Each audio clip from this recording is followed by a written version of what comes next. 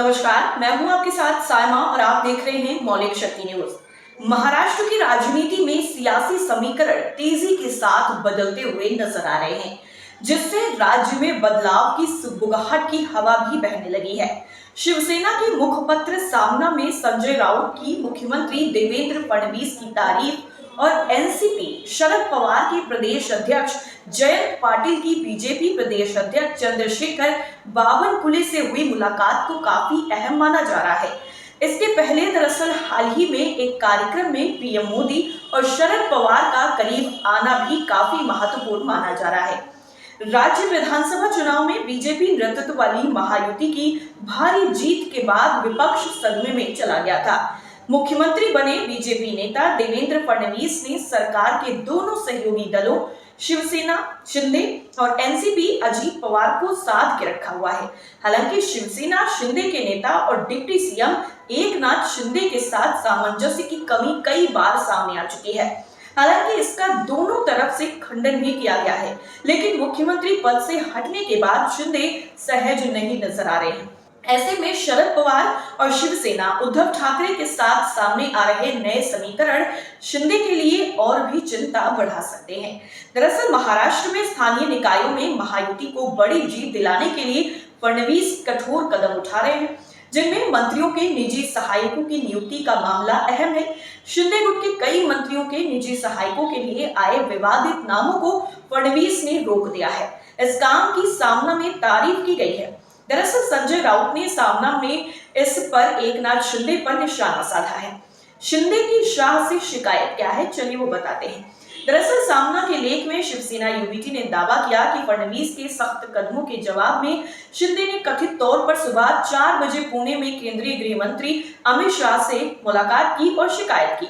उन्होंने कथित तौर पर शाह से कहा कि फडणवीस उनके अधिकार को कमजोर कर रहे हैं और अगर विधायकों और सांसदों को दरकिनार किया गया तो इससे पार्टी के अस्तित्व पर भी असर पड़ेगा। हालांकि सामना ने इस बात पर जोर दिया है कि भ्रष्टाचार को खत्म करने के मामले में मोदी का रुख दृढ़ है। मीडिया रिपोर्ट्स के मुताबिक शिवसेना उद्धव ठाकरे का एक तबका बीजेपी के साथ आने की कोशिश में है और वो इसके लिए शिंदे गुट को भड़काने का काम भी कर रहा है। फिलहाल बीजेपी भी इससे शिंदे को संदेश देकर समीकरण साध रही है। महाराष्ट्र में हाल ही में हुए विधानसभा चुनाव में बीजेपी के गठबंधन महायुति ने भारी जीत दर्ज करते हुए 288 सदस्यीय विधानसभा में 234 सीटें जीती थी, जिसके बाद उसकी सरकार बन गई।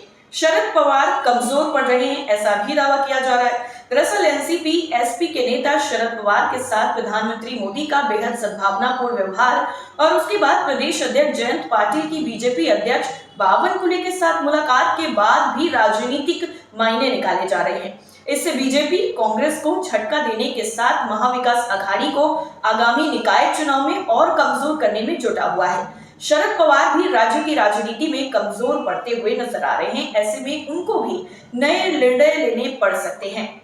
शिंदे की हल्की टिप्पणी पर प्रतिक्रिया देते हुए उप मुख्यमंत्री अजीत पवार ने कहा है कि ये स्पष्ट नहीं है कि ये टिप्पणी किसके लिए थी। शिंदे बनाम फडणवीस प्रकरण के सामने आने के साथ ही अजीत पवार अपना काम करने में व्यस्त हो गए हैं और घटनाक्रम पर करीब से नजर भी रखे हुए हैं। अब तक पवार ने ऐसा कोई भी बयान या फिर इशारा देने से परहेज किया है जिससे स्थिति और बिगड़ सकती है।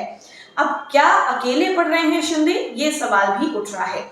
दरअसल महाराष्ट्र की राजनीति में सब कुछ ठीक नहीं चल रहा है। ऐसी खबरें लगातार पिछले कुछ दिनों से चल रही हैं। सियासी गलियारों में हलचल है कि डिप्टी सीएम एकनाथ शिंदे नाराज चल रहे हैं। नाराजगी भी ऐसी है कि वो कई उन बैठकों से नदारद हैं जिनकी अगुवाई खुद राज्य के मुख्यमंत्री देवेंद्र फडणवीस ने की है। इसके ऊपर शिंदे की सरकार के दौरान जो फैसले हुए थे उनकी जांच पड़ताल भी शुरू कर दी गई है। ऐसे में असहजता दोनों तरफ से है, थोड़ी नाराजगी भी दिखाई दे रही है। क्या माना जाए कि महाराष्ट्र की राजनीति में कुछ बड़ा होने वाला है? सबसे पहले समझने की कोशिश करते हैं कि आखिर सीएम देवेंद्र फडणवीस ने ऐसे कौन से फैसले लिए हैं जिस वजह से डिप्टी सीएम शिंदे कुछ खफा बताए जा रहे हैं। दरअसल हाल ही में एक फैसले की बात करें तो एमएसपी को लेकर शिंदे सरकार की एक योजना की अब जांच होगी, उसमें अनियमितताएं पाई गई हैं। 17 फरवरी को फडणवीस सरकार का एक आदेश सामने आया है जिसके मुताबिक कई एमएसपी वाली योजनाओं में अनियमितताएं हैं। 6 सदस्यों की एक कमेटी का गठन भी किया गया है। कहा जा रहा है कि नोडल एजेंसी कई फॉर्म प्रोड्यूसर कंपनियों से पैसे मांग रही है। असल में पिछली सरकार ने प्रधानमंत्री अन्नदाता आय संरक्षण अभियान शुरू किया था और ये योजना केंद्र की थी, लेकिन इसे महाराष्ट्र में लागू करने का काम शिंदे सरकार ने किया था। अब किस तरह से वो योजना लागू हुई, इसकी जांच की जाएगी। इससे पहले जलना में भी 900 करोड़ के एक हाउसिंग प्रोजेक्ट के जांच के आदेश दिए गए हैं। उस प्रोजेक्ट को भी शिंदे सरकार ने ही हरी झंडी दिखाई थी। इसी तरीके से बीएमसी के 1400 करोड़ के अहम टेंडर को भी रद्द कर दिया गया था। वो भी पिछली सरकार के दौरान ही पारित हुआ। यानी कि जो बड़े फैसले शिंदे ने लिए उन पर भी फडणवीस सरकार कैंची चला रही है। इसी वजह से नाराज होकर डिप्टी सीएम शिंदे को भी कहना पड़ा है कि उन्हें हल्के में लेने की जरूरत नहीं है, वो कोई सामान्य नेता नहीं है। अब शिंदे का ये बयान भी बताने के लिए काफी है कि वो नाराज हैं, असहज हैं और कोई बड़ा कदम उठाने का दमखम भी रखते हैं।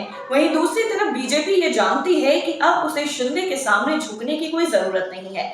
बिना शिंदे के भी बहुमत रहने वाला है, बिना शिंदे भी सरकार आराम से चल सकती है। ऐसे में शिंदे की कोई भी सियासी धमकी अब बीजेपी को ज्यादा परेशान नहीं करने वाली है। लेकिन अब देखना यह होगा कि ये जो महाराष्ट्र की राजनीति में चल रहा है सियासी उठापटक, वो शांत होती है या फिर नहीं। आपका क्या मानना है, कमेंट करके जरूर बताइए। फिलहाल के लिए इतना ही। नमस्कार।